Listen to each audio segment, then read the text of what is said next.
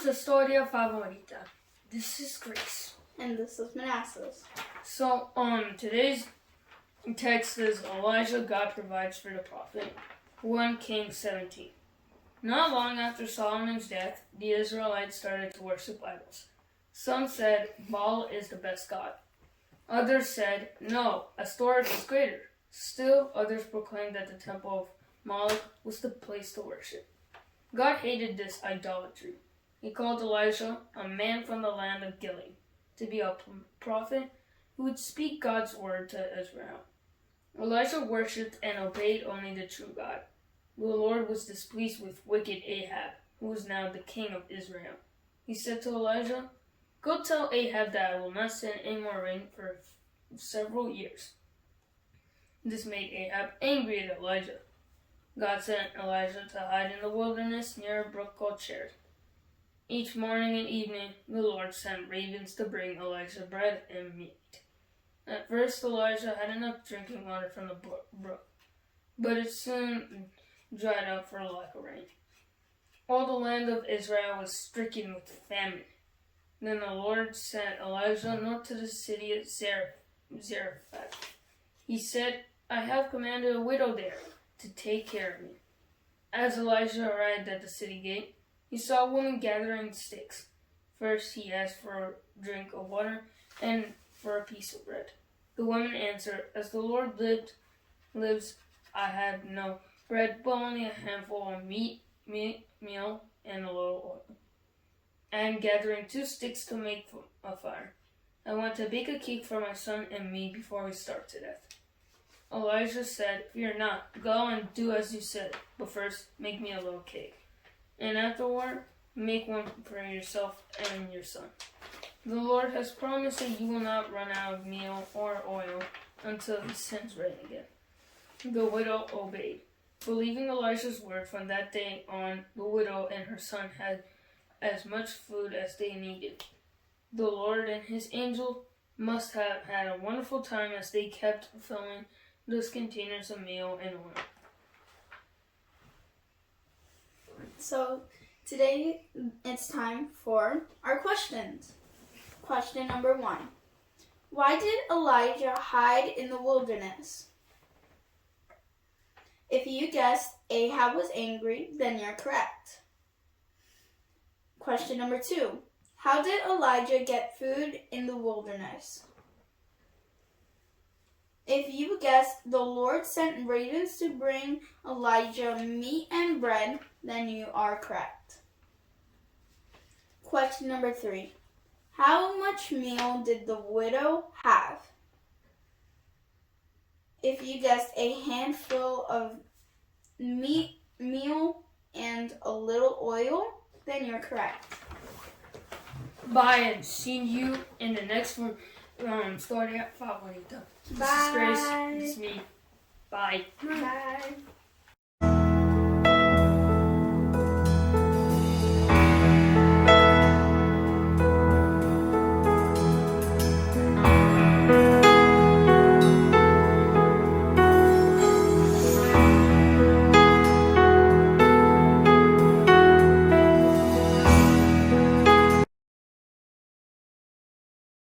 Qué bueno llegó la Navidad. Qué bueno llegó la Navidad. Qué bueno llegó la Navidad. Trayendo paz y alegría.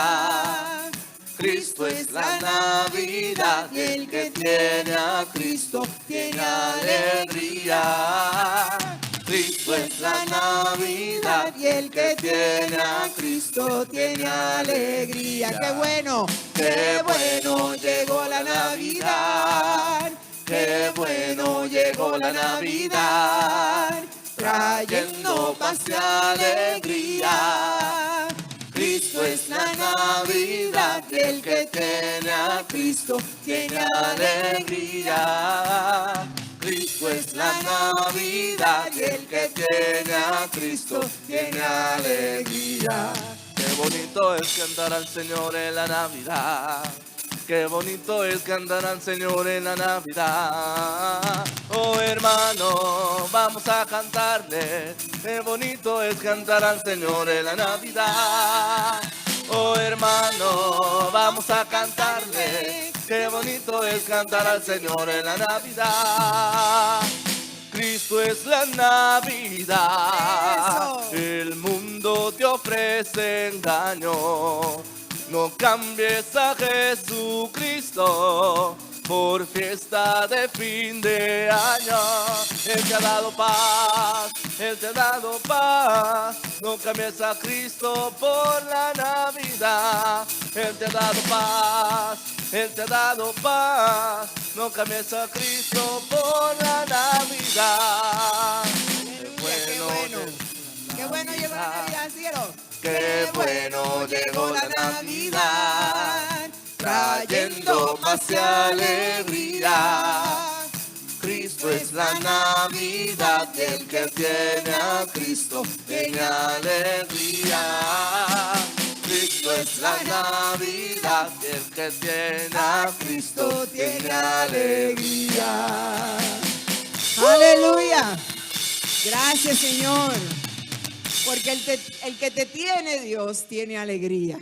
Aleluya. ¿Cuántos dicen amén? Qué bueno. Qué bueno. Me fascina ver los niños cuando llega la Navidad. Porque no hay ninguno como los niños disfrutando la Navidad, ¿verdad que sí? Me encantó ver a Eliana bailando, danzando. Qué bueno llegó la Navidad. ¿Verdad que sí, Eliana? Qué bueno que llegó la Navidad. Qué linda. Adoramos a nuestro Señor y le decimos Hosanna, Hosanna al Rey de Salvación. Amén.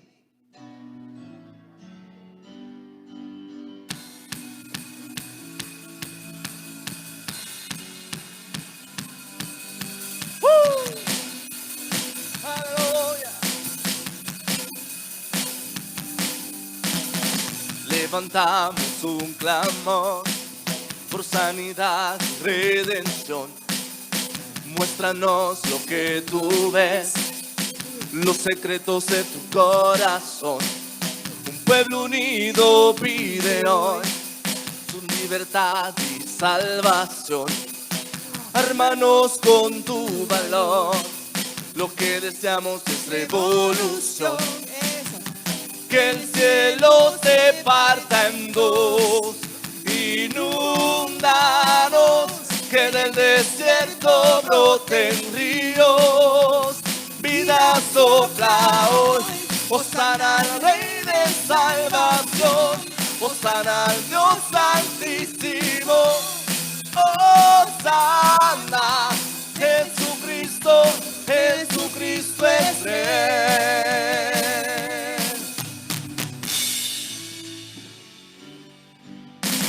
Levantamos un clamor por sanidad y salvación. Muéstranos lo que tú ves, los secretos de tu corazón. Un pueblo unido pide hoy tu libertad y salvación. Ármanos con tu valor, lo que deseamos es revolución.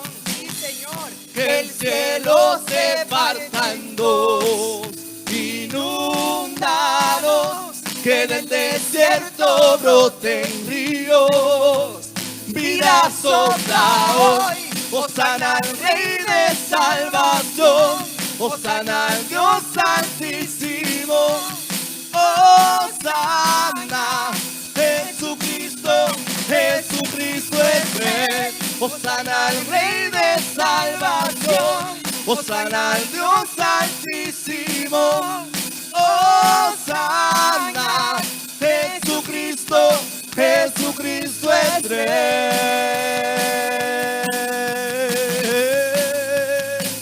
Jesucristo es Rey. Ya la vamos.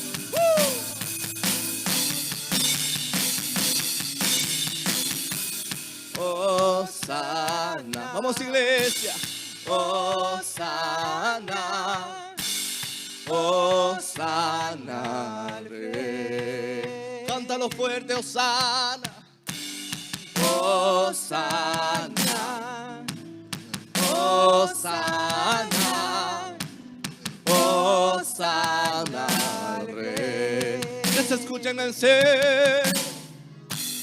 Hosanna, Hosanna, Hosanna al Rey. Hosanna al Rey de salvación. Hosanna al Dios altísimo. Hosanna, Jesucristo, Jesucristo es Rey. Hosanna al Rey de salvación. Hosanna al Dios altísimo. Hosanna, Jesucristo, Jesucristo es Rey. Tú eres nuestro Rey, Señor. Te adoramos. Te alabamos, Señor. En esta reunión previa de Navidad, ya como ya escucharon, no tendremos servicio el siguiente sábado, así que correspondería hoy a el último servicio navideño. ¿De acuerdo? Así que, bueno, yo estoy de acuerdo con la hermana, la Navidad a mí no me aburre. No me aburre y me gusta no solo por la época, sino que verdaderamente si nosotros como creyentes nos gusta la Navidad nada más por un arbolito, por regalos, luces o pues la época bonita en que la gente incluso es más generosa, pues estaríamos mal, porque en verdad la razón más importante de la Navidad o lo que dio origen a la Navidad, aún a pesar de que hay personas que no creen en Cristo, es Él el centro de la Navidad. Precisamente es Él quien, como el nombre lo indica, origina la Navidad. Así es que, a propósito del tema, el tema de hoy es el nacimiento virginal de Cristo. Ya lo ven en pantalla y basado en Isaías 7:14. Permítanme leérselos.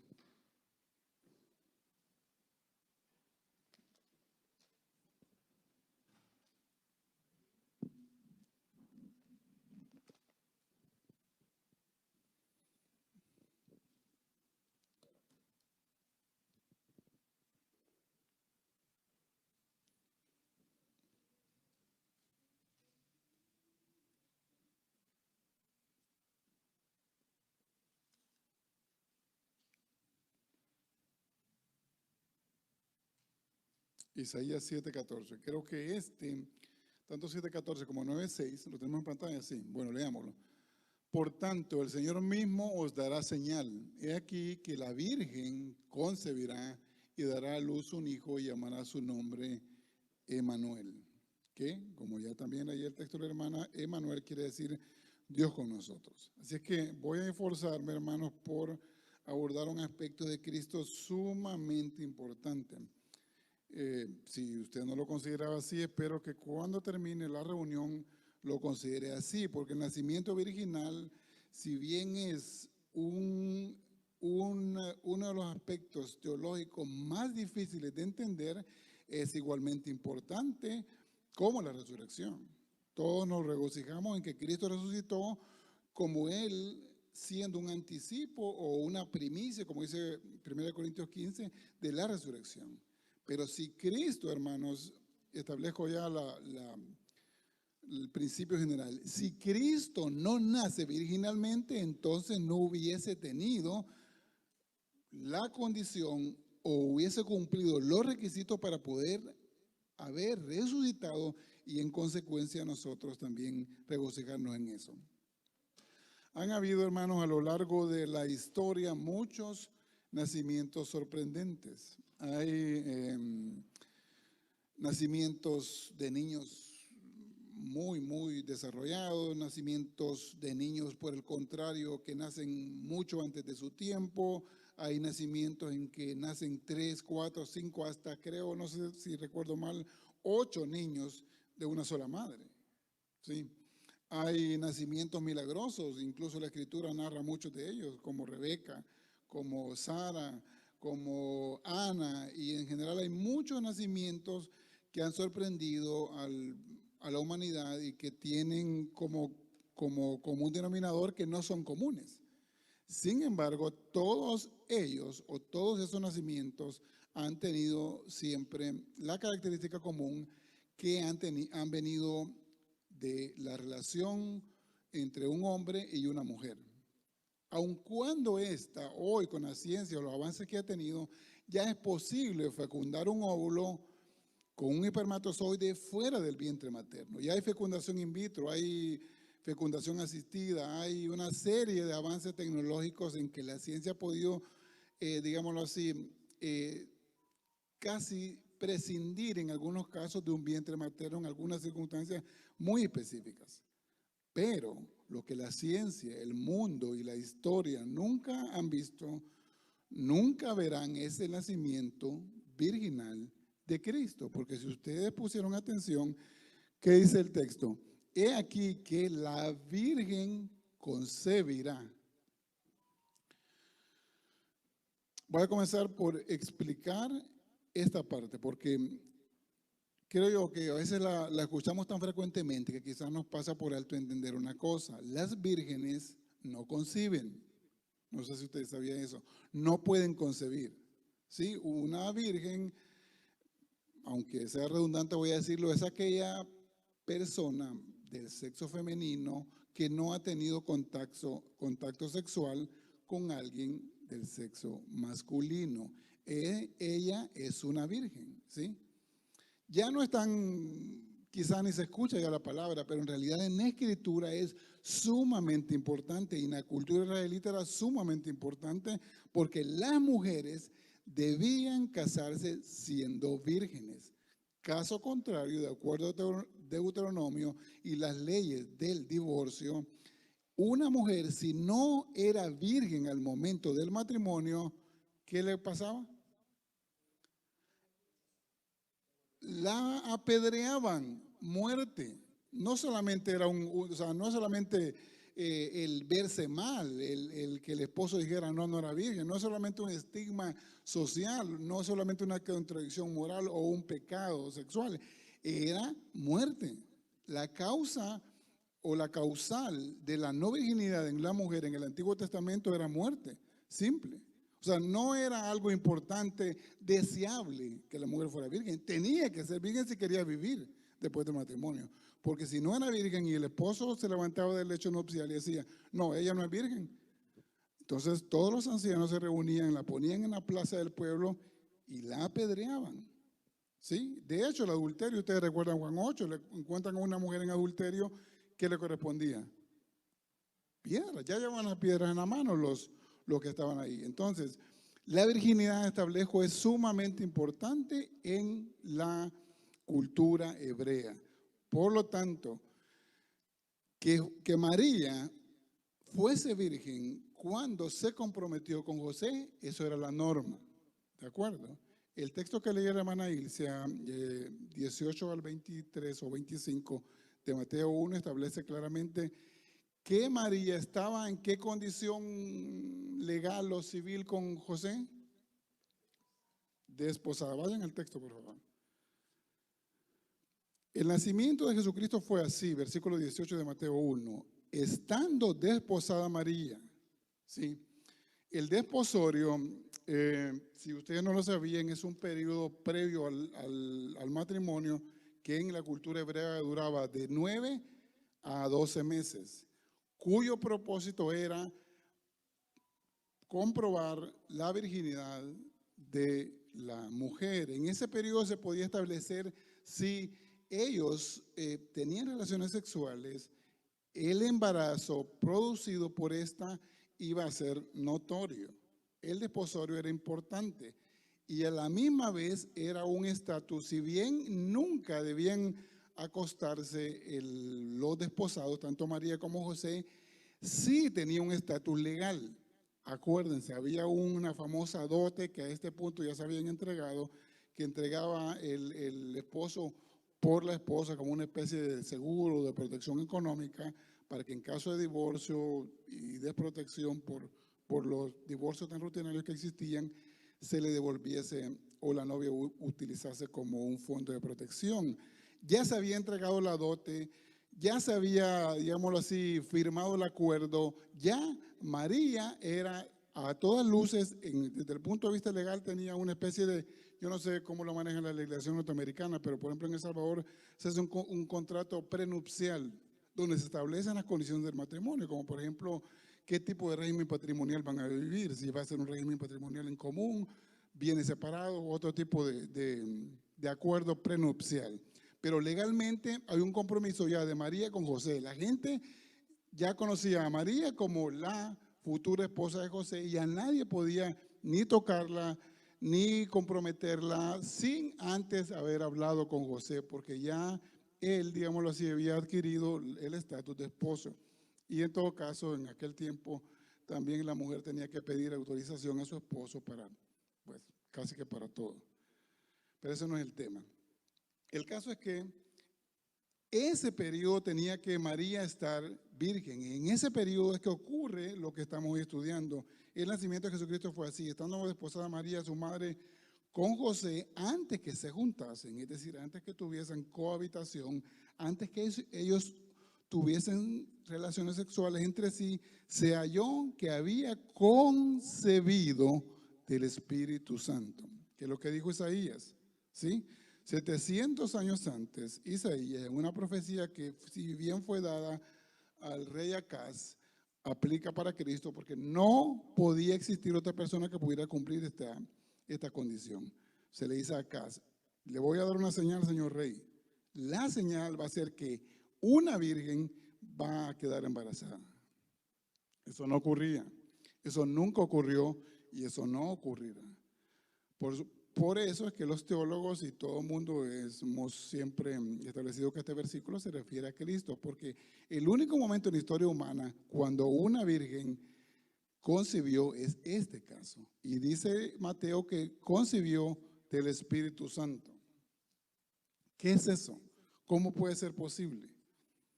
Bueno, déjenme avanzar y luego hablamos de esto. Pero José, versículo 19, su marido, como era justo, no quería infamarla, quiso dejarla secretamente. ¿Qué ocurría, hermanos? Bueno, hay que decir algo. A mí siempre me sorprende la economía de palabras que usan los evangelios para narrar un hecho tan trascendental y tan, decir, universalmente importante como el nacimiento del Señor. Mateo lo aborda, y estando esposa de María con José, se halló que había concebido el Espíritu Santo, pero eso daría para escribir libros y enciclopedias y hacer documentales y reportajes extensísimos. Eso no es posible, humanamente no es posible. Y si hubiese ocurrido, tal vez el caso que ocurrió, ameritaría detalles. Pero los evangelistas son cortos en palabras porque su función principal, acuérdense que Mateo es judío, le escribe a judíos, su rol principal aquí es enseñarles a los judíos que Cristo es el Mesías y que tiene legalmente, proféticamente y, digámoslo así, la línea directa de Dios y la línea horizontal de los hombres para poder ser el Mesías. Eso es lo que está estableciendo él aquí. Entonces, cuando José se da cuenta de eso, se da cuenta de que en ese periodo de desposorio, de 9 a 12 meses, María comienza a crecerle la pancita, como decimos. Entonces, ¿qué hace José? No es mío, dice él. Claramente José era un hombre justo, eso lo dice. Justo quiere decir muchas cosas, entre las cuales quiere decir que él nunca iba a tocar a María en el periodo del desposorio. Sin embargo, en el periodo del desposorio, María resulta embarazada, a quien él amaba mucho. ¿Qué es lo que él hace? Era justo, nunca olviden este punto de vista. Y la justicia demandaba que él no podía realmente dejar pasar que María estuviese embarazada y él simplemente hacerse cargo del niño como que en verdad fuese de él. Él no podía hacerlo. La misma justicia divina, la misma conciencia de pecado y el mismo cumplimiento que José tenía por la ley del Señor le obligaba a rechazar a María. Y eso es lo que iba a hacer, pero tenía dos opciones. o la rechazaba por la vía estrictamente legal que establecía que tenía que denunciarla públicamente, en cuyo caso María tenía que ser presentada a los ancianos y llevada a la plaza y muerte por apedreamiento, o en el caso mismo del divorcio, podía ya en el caso del desposorio extenderle con 2 o 3 testigos carta de divorcio y que se vaya, cada quien por su lado. Eso es lo que José iba a hacer. José iba a hacer esta segunda opción, iba a firmar una cartita, no tenían que escribir los detalles, según la legislación de los rabinos no tenían que escribir exactamente todos los detalles, sino que decía, yo te desposo, me divorcio de ti, José el carpintero. Y simplemente la firmaba, se le entregaba a María y María ya se iba. 2 o 3 testigos estaban presentes para confirmar que el acto se había hecho, y eso es lo que José iba a hacer. ¿Era malo José? No. ¿Por qué? Porque ¿quién podía creerle a María que estaba embarazada del Espíritu Santo? En aquel caso era absolutamente nuevo. Hoy ya no es nuevo, de vez en cuando aparece alguien diciendo lo mismo. Pero sí me acuerdo una monjita salvoreña que hace como, creo que 2 o 3 años en Italia salió con esa historia, pero sabemos que eso no es posible. No es posible y solamente puede cumplirse en Cristo por lo que voy a explicar ahora. Bueno, una aclaración sobre el término virgen, hermanos. Si ustedes alguna vez se pueden encontrar con un ateo, dicho sea de paso, los mormones, los testigos de Jehová, muchas otras denominaciones no creen esto, ¿sí? Ustedes saben que los mormones creen que Jehová el Padre cohabitó corporalmente con María y de ahí que nació Jesús. Y hay otra serie de barrabasadas que no viene al caso decirlas, pero en general el cristianismo, nuestro cristianismo, el cristianismo evangélico, es el que entiende, cree y confirma verdaderamente el nacimiento original, porque así es. La palabra virgen utilizada aquí es alma en griego, y cuando la Septuaginta se escribió del mismo Antiguo Testamento, cuando tradujeron Isaías 7:14, utilizaron la palabra griega patenos, que lo que quiero llegar a establecer con esto es que ambas palabras demandan una mujer sin haber tenido relación sexual, porque el ataque más común a la virginidad de Cristo, entre otros, es precisamente hablar de que tanto Isaías como Mateo, la palabra virgen simplemente se refiere a una muchacha joven, dicen ellos. No, estudiando los idiomas originales puede uno entender que no. Y por cierto, María fue virgen concibiendo y dando a luz. ¿De acuerdo? Déjenme establecer eso. Porque en el catolicismo se habla de la virginidad perpetua de María. Yo cuando estudié el catecismo, cuando iba a hacer mi primera comunión, me enseñaron que María fue virgen antes del parto, durante el parto y después del parto. Pero no es cierto, porque pues obviamente la conjugación de los verbos, en el caso de Lucas 1, María cuando se le anuncia el nacimiento del Señor usa la conjugación o un tiempo verbal en el tiempo presente. Yo presente no he conocido varón. Las escrituras lo establecen. No la conoció, dice José, hasta que dio a luz a su primogénito. Y de hecho, ustedes saben que hay más nombres de hijos de María y de José en lo que a continuación viene. Pero sí, José fue el primero. Perdón, Jesús fue el primogénito de María. Pero ella siempre conservó su virginidad en la concepción. Ahora, vamos al punto central. ¿Por qué es importante esto? Digámoslo así, entendemos que es el nacimiento original, que es lo que he tratado de hacer, entendemos cómo se dio, entendemos que fue extraordinario, entendemos que estaba profetizado, entendemos que María pues fue anunciado y de esa manera ocurrió, pero ¿por qué? ¿Qué importancia tenía? Bueno, tenía que ser así, hermanos, tenía que ser así. Esa era la única y la sola posibilidad que nosotros necesitábamos tener a un Salvador como el que tenemos, que naciera de esa forma. Primero, porque estaba profetizado. Y aunque esto en algún punto quizás de la línea de pensamiento puede que no parezca importante, la profecía se cumple. La escritura en su totalidad debe cumplirse. Sí, si Isaías 7:14 no se cumple o se cumple en parte, pues entonces la escritura, primero Isaías es un falso profeta, porque acuérdense lo que dice la misma escritura, si un profeta habla algo y no se cumple, es falso. Debe cumplirse al pie de la letra todo lo que la escritura establece, porque es como acuérdense que el Señor ha visto la foto completa de todo lo que va a ocurrir en historia. Las profecías del Señor son acerca de algo futuro que Él sí conoce, pero que nosotros no.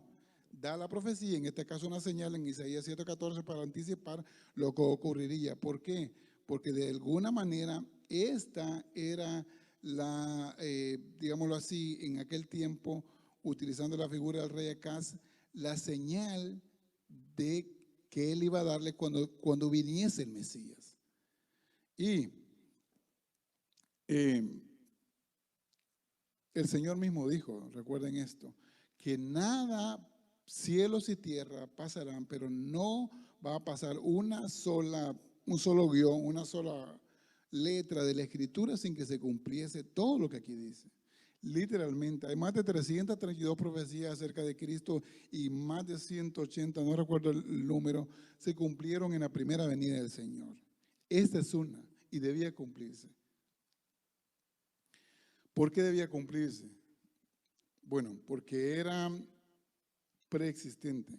Acuérdense que el Señor dice Pablo que Él dejó su trono en el cielo y vino a la tierra y en palabras de Juan se tabernaculizó, se humanizó, se hizo hombre por nosotros, pero Él era Dios o Él es Dios y que él estaba en el trono celestial, pero Él tenía que venir a la tierra y tenía que humanizarse, pero sin dejar de ser Dios.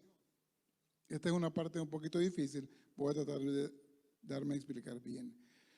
La preexistencia de Cristo demanda el nacimiento virginal, porque si Cristo hubiese nacido normalmente como nace un hombre, o sea, como un hombre y una mujer tienen relaciones sexuales y procrean un niño o una niña, esta persona comienza su existencia a partir de su nacimiento o a partir de la concepción, que en realidad es cuando comienza el nacimiento. O sea, el año cero de un niño, de una persona, incluyendo a nosotros y todos los que existimos y los que existirán después, tenemos un comienzo. Yo tuve un comienzo, ¿sí? Todos ustedes también. Y todos nuestros hijos o los hijos de nuestros hijos o nuestros ancestros han tenido un comienzo.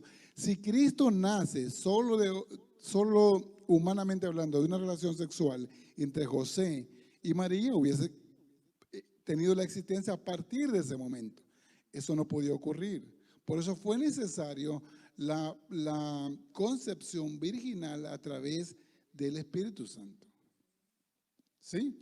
Ahora, ¿por qué esto es importante? Porque si hubiese ocurrido, de lo contrario pierde su naturaleza divina. Y acuérdense una cosa, el Señor es verdaderamente, Cristo Jesús es verdaderamente Dios y verdaderamente hombre. ¿Cuándo es verdaderamente Dios? Porque Él hereda, al haber sido concebido por el Espíritu Santo, la naturaleza divina es engendrada en María y por el lado de María hereda la naturaleza humana. Ambas son indispensables en nuestro Señor. ¿Por qué?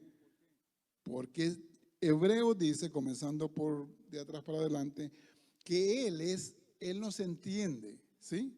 Hebreos dice que Él es nuestro sumo sacerdote que fue tentado en todo, que entiende, digámoslo así, cosas tan elementales como tener sueño, como tener hambre. No digamos aún la pérdida de un ser humano, no digamos la depresión. Él entiende las enfermedades, Él entiende toda nuestra condición como seres humanos. Él las tuvo.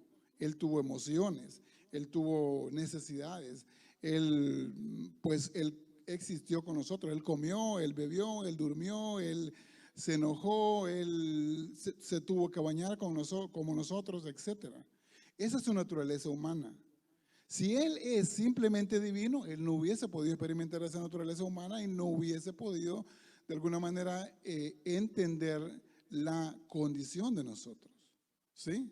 Es decir, una persona que es solo espíritu, como algunos creen, pues, ¿qué espíritu come? ¿Qué espíritu dice, por ejemplo, Marcos 4, que él iba dormido en una tabla porque estaba bien cansado de haber predicado y la barca se hacía para un lado y para otro, pero él estaba tan cansado, se cansaba.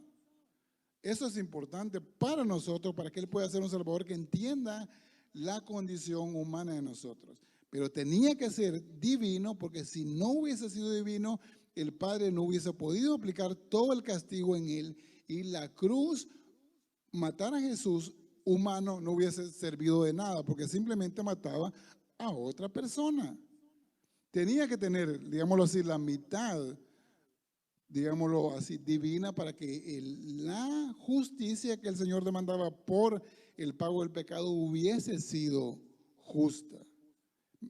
Miren, interrúmpanme en cualquier momento si no me estoy dando a entender. ¿De acuerdo? Bueno, sigamos. Si Él no tiene una naturaleza divina, Él no hubiese podido salvarnos.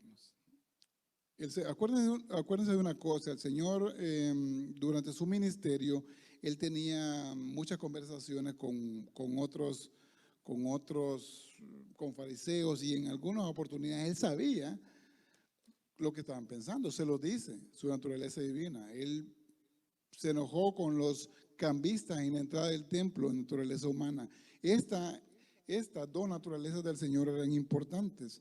Si la concepción virginal del Señor no existe, es decir, si el Señor no llegase a tener las dos naturalezas, entonces estamos en problemas. Porque, insisto, tendríamos en la cruz a un hombre, y han muerto muchos cristianos, han muerto muchas personas de forma sustitutiva. Hay ejemplos de muchas personas que han puesto su vida por otros seres humanos. Pero esa sustitución o esa muerte, siendo noble o siendo por amor o siendo en algunos casos por fuerza, no hubiese tenido el efecto que tiene en nosotros. Él sí, Él mismo llevó en sus espaldas la culpa de nosotros, ¿sí? Por eso es que Él en Getsemaní, cuando ora y dice, aparte de mí, Padre, esta copa, si esto fuese posible, porque Él entendía en su naturaleza divina que realmente la agonía o el castigo más tremendo para el Señor en Getsemaní fue la separación espiritual que en un momento determinado Jesús, el Cristo humano, tuvo con el Padre, que siempre fueron uno, lo ratifica Juan, siempre fueron uno. Entonces, en la cruz se rompe temporalmente esa unicidad, esa unión entre Cristo Jesús, el Hijo, y el Padre, y es aplicado en Cristo todo el castigo que nos correspondería a nosotros. De ahí que solamente Él podía experimentar verdaderamente ese dolor que es estar separado de su Padre. Para nosotros esto no lo vamos a entender, y creo que aún llegando a la gloria, algunos creen que esto es sumamente complejo de entender, la relación que existe entre Cristo el Hijo y el Dios Padre, porque verdaderamente nosotros somos humanos. Nosotros nos regocijamos con el Señor, nos regocijamos con nuestros padres terrenales, pero verdaderamente la unión indisoluble y perfecta que existía entre el Padre y el Hijo, siendo rota por el pecado, ese era el mayor dolor del Señor. No eran tanto los clavos, si bien es cierto que es una muerte físicamente dolorosa. Han habido otros creyentes que han muerto igual o quizás más dolorosamente, pero verdaderamente lo que al Señor, a Cristo Jesús, lo rompió, digámoslo así, internamente, fuera la separación o el momento en que el Padre iba a apartar su mirada de Él e iba a verlo como que si hubiese sido nosotros, como que si nosotros hubiésemos estado ahí. Él lo miró por un momento como pecador, aplicando en Él universalmente los pecados de todos. Este es un acto complejísimo, pero a la misma vez es singular en el sentido de que en ese momento Cristo llevó nuestros pecados y solo pudo llevarlo porque Él era Dios y hombre. ¿De acuerdo? Bueno, esa era la parte más importante. ¿Y saben qué? Satanás sabe esto. Satanás sabe esto y Satanás ha encargado de enlodar, digámoslo así, el nacimiento original. Yo no sé si ustedes sabían, pero hay muchas leyendas de otros personajes famosos que dicen que nacieron por nacimientos similares al nacimiento del Señor. ¿Sí? Déjenme mencionarles algunas nada más para que tengan una idea. Se dice que Alejandro Magno, por ejemplo, creo que todos hemos oído de él, nació de digámoslo así, la madre de Alejandro Magno se llamaba Olimpia, dicen que Zeus, Zeus, que era por cierto, un pervertido, cohabitó con ella, pero no físicamente, sino que se presentó con forma de serpiente y allí ya Olimpia quedó embarazada. Muchos otros, Buda, Horus, el hijo de Osiris e Isis, Dionisio, el dios de la tierra, o en la mitología romana, Baco, el dios del vino, ustedes saben, Perseo, Tamuz, y hay una serie de personajes más que se dicen que han tenido nacimientos similares. ¿Por qué? Y de hecho, eso es lo que muchos ateos y muchos enemigos de la fe cristiana utilizan en contra del cristianismo. Dicen, bueno, pero se dan cuenta, Jesús no era más que ese nacimiento virginal de Jesús, dicen ellos, no fue más que una recopilación de Mateo de muchas leyendas que andaban circulando por ahí. Porque ya, acuérdense, Mateo se escribe antes del año 70, probablemente entre el año 50 y 70, ya Jesús había muerto 20 años antes. El nacimiento virginal ya era ya importante, ya era ya conocido, entonces Satanás mismo, que es, como su mismo nombre lo indica, el engañador, empieza a meter otro tipo de semillas, empieza a engañar, y algunos, no es que se engañen, pero simplemente lo ignoran. Muchos, aún creyentes, hermanos, estadísticamente hablando, se han hecho encuestas en seminarios y hay un alto porcentaje de líderes de púlpito, pastores y predicadores que no creen en el nacimiento original. No lo creen, no lo creen. Simplemente algunos dicen, bueno, yo no lo entiendo. Y es que en verdad es complejo, no es posible entenderlo. Porque díganme, en el mundo animal, dicen unos, es posible encontrar ciertas reproducciones asexuales, le llaman ellos, ¿verdad? Es decir, hay ciertas posibilidades, y eso lo hay, tiburones, ranas, ciertas plantas también que pueden ser reproducibles a nivel solamente del sexo femenino. Pero en el caso del ser humano no es posible reproducir de una sola persona a otro ser humano. Y aún más, déjenme decirles algo, si fuese posible, si llegase a ser posible que, por ejemplo, María acuérdense que el nacimiento se da por partición celular, hay una célula chiquita que se va partiendo en 2, en 4, en 8 y así se va formando el ser humano. Si María hubiese podido concebir por sí misma, lo que biológicamente puede ser posible es que María hubiese tenido una niña. ¿Por qué? Porque nosotros los hombres aportamos el famoso cromosoma Y o Y para que se forme el varón en la relación sexual. Acuérdense que nosotros los hombres determinamos el sexo del bebé, ¿sí? Si María en algún de los extremos de las mentes más retorcidas hubiese podido concebir por sí misma, lo más que hubiese podido tener es una niña, ¿sí? Esto no es posible, pero lo estoy haciendo como estirando el pensamiento lo más que pueda para dejarles claro que en verdad no hay forma ni biológica ni de ninguna otra naturaleza de poder hacer que María hubiese podido concebir por sí misma sin la intervención divina. ¿De acuerdo? Bueno, hermanos, cierro ya con lo siguiente. La verdadera razón de todo esto, hermanos, lo de la Navidad es entender que es Cristo, el Señor, la Navidad. Y es el Cristo encarnado el que dio origen a la Navidad. Es decir, celebrar la Navidad sin nosotros tener a Cristo en nuestro corazón, hermanos, estamos celebrando cualquier otra fiesta, pero no es Navidad. ¿Quién celebra la Navidad? Aquel que ha conocido a Cristo, aquel que tiene al Señor en su corazón. Ese tiene una Navidad. Porque Cristo encarnado, Él es la Navidad.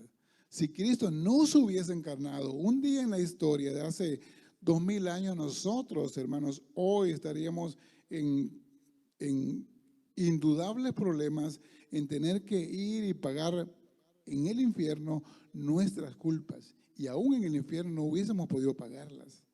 Fue Cristo que un día, utilizando al Señor a una mujer llamada María, se encarnó en ella, nació siendo virgen, vivió la vida perfecta que Él vivió, fue a la cruz, murió, fue sepultado y fue resucitado al tercer día. Fue gracias a ese Cristo que nació un día y concebido de esa manera que nosotros hoy podemos tener vida eterna, que nosotros podemos tener hoy, pues, gracia, porque por gracia es que nosotros, como Efesios dice, hemos sido salvos. Así que, bueno, que el Señor en verdad tenga misericordia de nosotros y que en todos los que estamos aquí, o aún aquellos que nos ven a través de Facebook, puedan tener una Navidad genuina en su corazón, habiendo nacido Cristo el Señor en sus vidas. Amén. Pónganse en pie, por favor, para orar.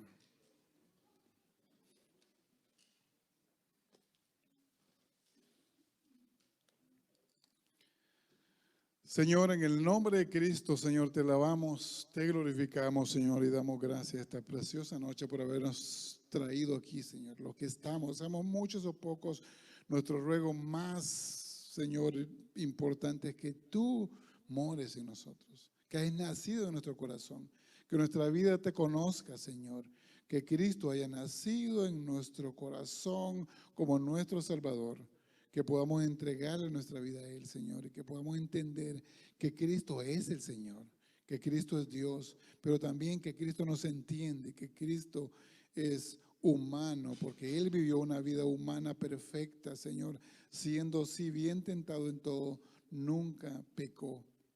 Gracias por la Navidad, Señor. Gracias por el nacimiento de Jesús. Gracias por la concepción virginal. Gracias por María y José, quienes utilizaste, Señor. Gracias por esta congregación, Señor. Gracias por los líderes de esta congregación. Gracias por ayudarnos a entender, Señor, a través de tu bendita escritura, que es Cristo la Navidad y que Cristo tiene, Señor, salvación para cada uno de aquellos que lo buscan, Señor. Que podamos celebrar la Navidad siendo Cristo, Señor, el centro de la Navidad. Gracias, Señor, te doy en el nombre glorioso de Jesús. Amén. Amén. ¿Verdad que sí? Y así vamos a terminar el servicio de esta noche. Qué bueno llegó la Navidad, qué bueno llegó la Navidad, trayendo paz y alegría. Cristo es la Navidad, y el que tiene a Cristo tiene alegría. Cristo es la Navidad, y el que tiene a Cristo tiene alegría. Qué bueno llegó la Navidad, qué bueno llegó la Navidad, trayendo paz y alegría. Cristo es la Navidad, y el que tiene a Cristo tiene alegría. Cristo es la Navidad, y el que tiene a Cristo tiene alegría. Qué bonito es cantar al Señor en la Navidad. Qué bonito es cantar al Señor en la Navidad. Oh hermano, vamos a cantarle. Qué bonito es cantar al Señor en la Navidad. Oh hermano, vamos a cantarle. Qué bonito es cantar al Señor en la Navidad. Cristo es la Navidad. El mundo te ofrece engaño. No cambies a Jesucristo por fiesta de fin de año. Él me ha dado paz, Él me ha dado paz. No cambies a Cristo por la Navidad. Él me ha dado paz, Él te ha dado paz. No cambies a Cristo por la Navidad. Aleluya, sean todos bendecidos, feliz Navidad y un próspero año nuevo. Amén.